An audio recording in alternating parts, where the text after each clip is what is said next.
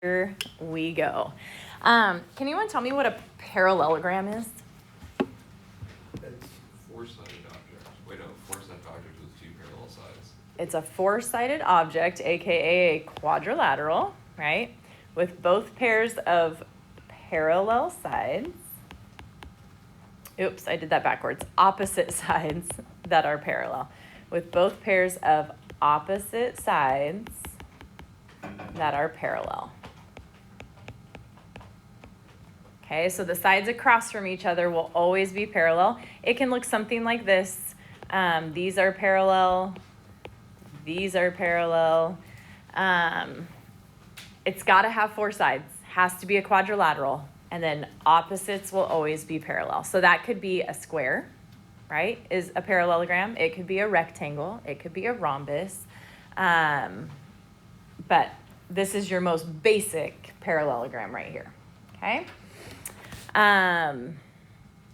So there's a theorem, Theorem 6.3. It says if a quadrilateral is a parallelogram, then the opposite sides, any guesses, are what? We know they're parallel. What else? Equal. They're equal. They're congruent. So basically what we're saying, if I go back up to that picture up top, this length is the same as that one. This length is the same as that one, okay? So a parallelogram always has opposite sides that are congruent and parallel, okay? Both sets of opposite sides will be congruent and parallel.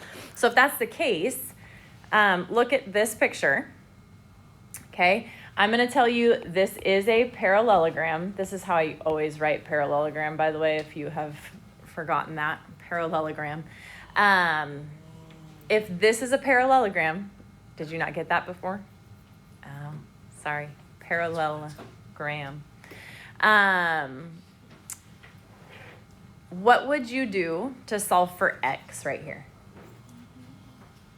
You have three x's going on. Callie, what would you do? You can set the 2x plus 6 equal to 3x. Right, because this is a parallelogram, these are going to be equal. So you can say 2x plus 6 equals 3x minus 2 and solve that. So if we do that, take away the 2x, you're left with an x, add the 2, you get 8, okay? So x is 8. How do we find y? Is that equal to 4x plus 1? Right, y is gonna equal 4x plus 1. These two are gonna be the same length, right? So if we say y equals 4x plus 1, we just need to plug that x value in, which is 8. So 4 times 8 plus 1 means y is going to be 33. Okay, so our x value is 8, our y value would be 33. Questions on that?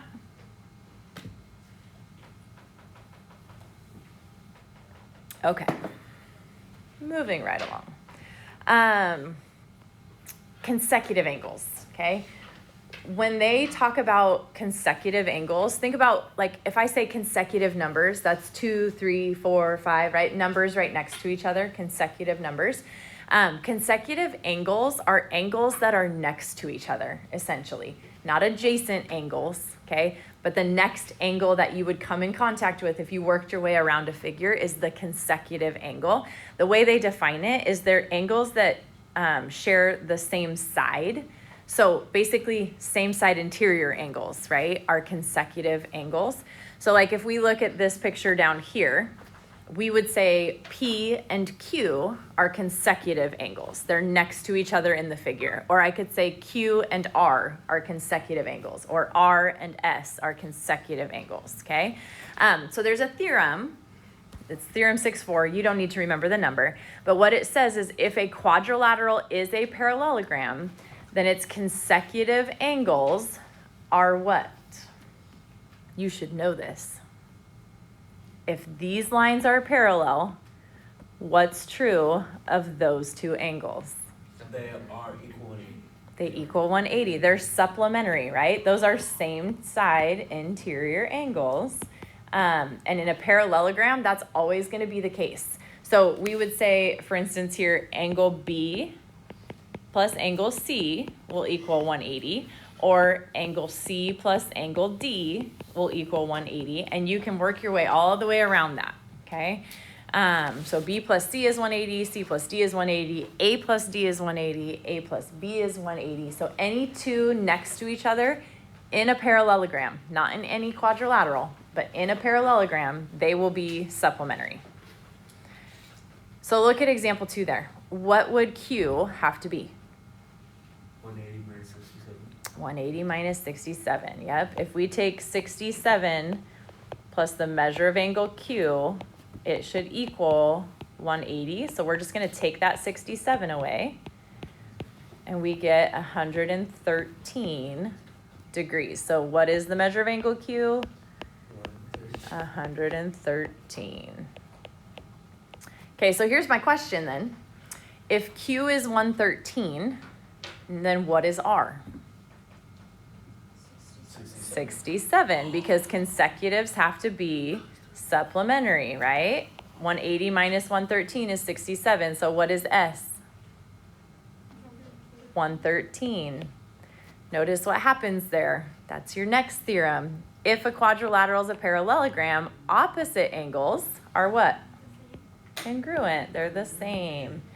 So in a parallelogram, you will always have this setup. These two angles will be the same, and those two angles will be the same, right? So as long as opposite sides are parallel, opposite angles are congruent. Okay, so consecutive angles are what?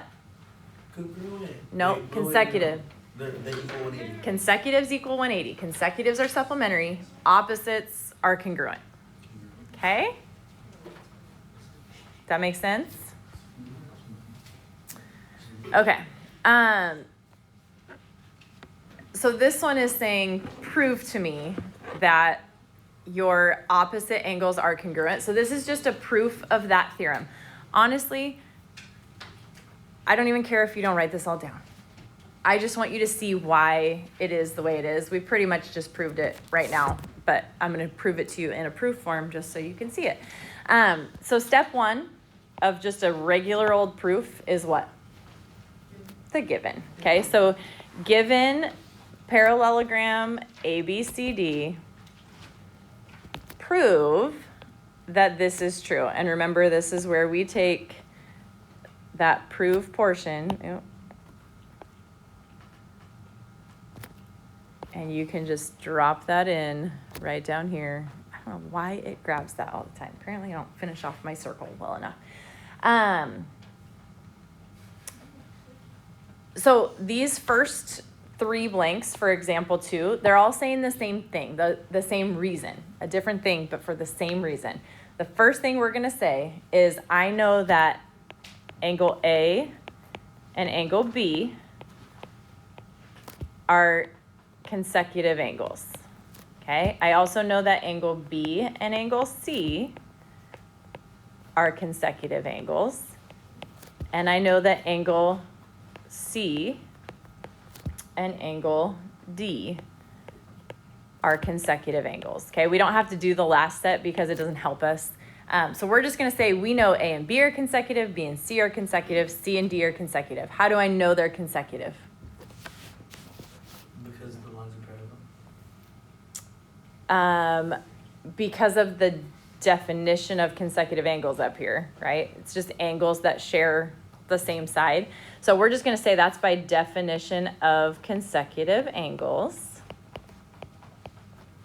Okay, so I know those angles are consecutive. I do know these are parallel. If you want to mark them, that's fine. I didn't mark them, but I know it's a parallelogram, so I know those are parallel. So I can then say that I know angle A and B are supplementary. You know what? Here's what we're going to do. We're going to cheat a little. We're just going to take all our stuff from that first thing and we're going to drop it right here. So before we said they are consecutive, now I'm going to say we know that they are supplementary. Supplementary, supplementary, supplementary. So I just took this information and copied it, right? And dropped it in. How do I know they're supplementary. Definition of, That was this one, right? Theorem 6.4. So you could just write Theorem 6.4 right there. I don't expect you to memorize Theorem 6.4. Plus, you'll never actually have to do a proof of this again. But we know they're supplementary because it says if a quadrilateral is a parallelogram, which we know it is, consecutive angles are supplementary. So you can just say consecutive angles. We proved that here. Consecutive angles are supplementary. Okay. So if consecutive angles are supplementary, and we proved that D is consecutive to C and D is consecutive to A, then those have to be congruent by the congruent supplements theorem. Do you remember that one? That one says if I know something is supplementary to the same thing, then they are congruent to each other, right? If it's supplementary to angle D, A is congruent to C, because to add up to 180, they have to be the same measure then. So this is the reason we can use that. I promise I won't ever ask you to give me that reason again, but this is why it will work for us to always use those theorems. Yes? Theory 6.5, same thing, That one's saying opposite angles are congruent. because A and C are opposite. Right, we're doing a proof of that theorem right now. We're proving why that theorem is true. So you couldn't say theorem. So you 6.5. can't use Theorem 6.5 because we're proving Theorem 6.5. Yes, yes. But in the future, now you can just say Theorem 6.5, which you'll never have to do because you won't have to do a proof with it. Questions on that? Okay, so that would be your lesson for today. Now the second part. Let's get this guy out of the way though. Not that. There we go. Okay, second part of the lesson is more properties that go along with parallelograms. The first one here is called Theorem 6.6, and it says if a quadrilateral is a parallelogram, then its diagonals what each other? Any thoughts? What would you say this diagonal is doing to this diagonal? They do intersect each other, but that would be any figure. That doesn't have to be a parallelogram. Bisect. They bisect each other, yes. So if a quadrilateral is a parallelogram, then its diagonals bisect each other. Here's what that means. If they bisect each other, then actually let me erase this mess.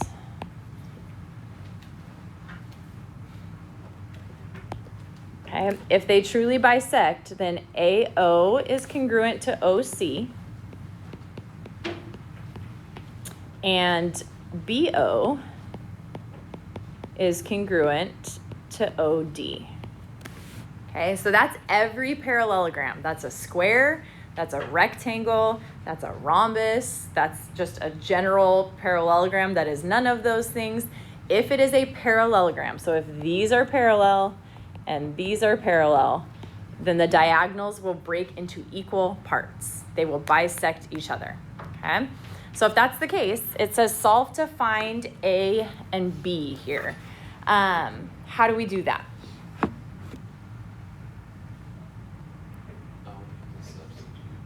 You will have to substitute because you have two variables in both of your setups, right? So if they're bisecting each other, I know that A is equal to what?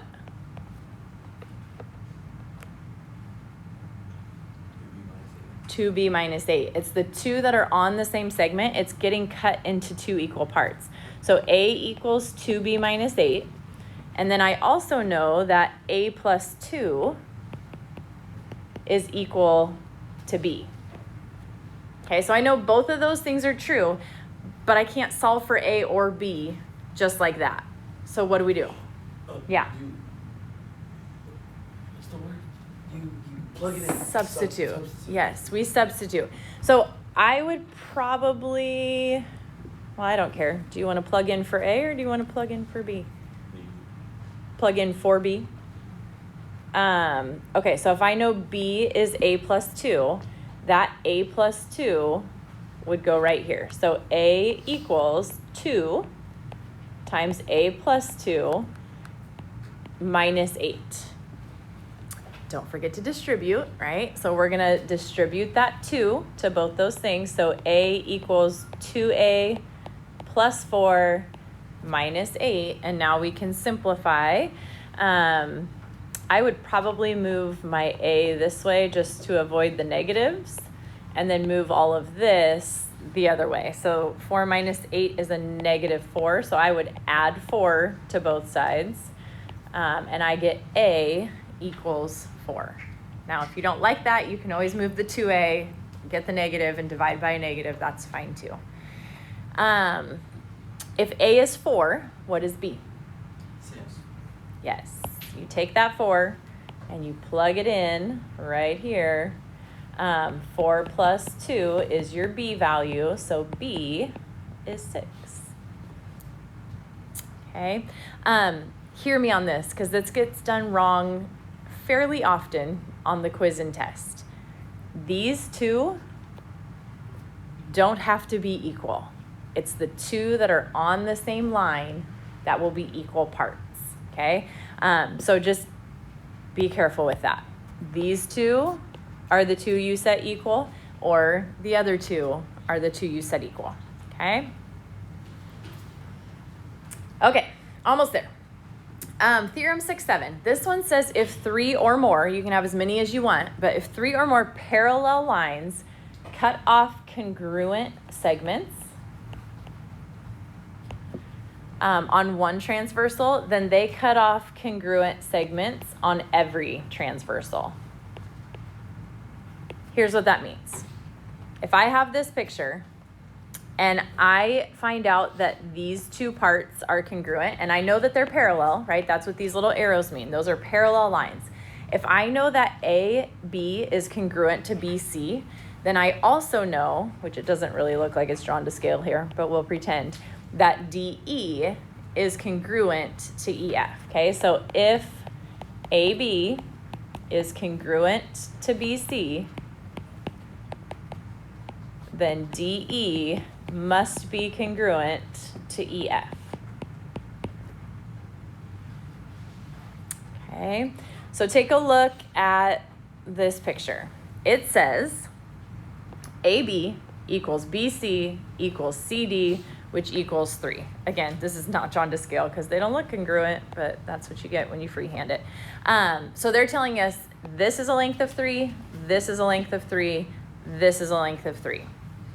They also tell us that EF is a length of 2.5. So this right here is 2.5.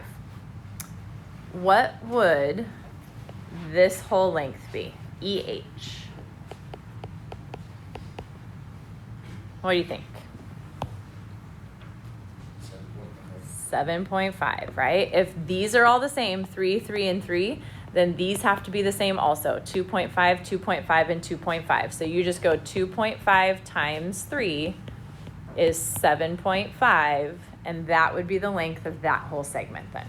Okay, they cut off congruent parts. Questions on that? Okay. So take a look at this one then. It says FE is 4. Find ED, so this one right here, and FD, this whole thing.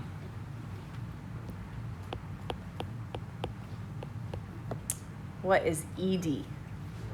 It's 4, right? If these two are the same, 5 and 5, and they tell us that these are all parallel, then these have to be congruent segments. So if FE is 4, then ED is 4 also. So then FD is just the sum of those two segments, 4 plus 4, or 8. Questions on that?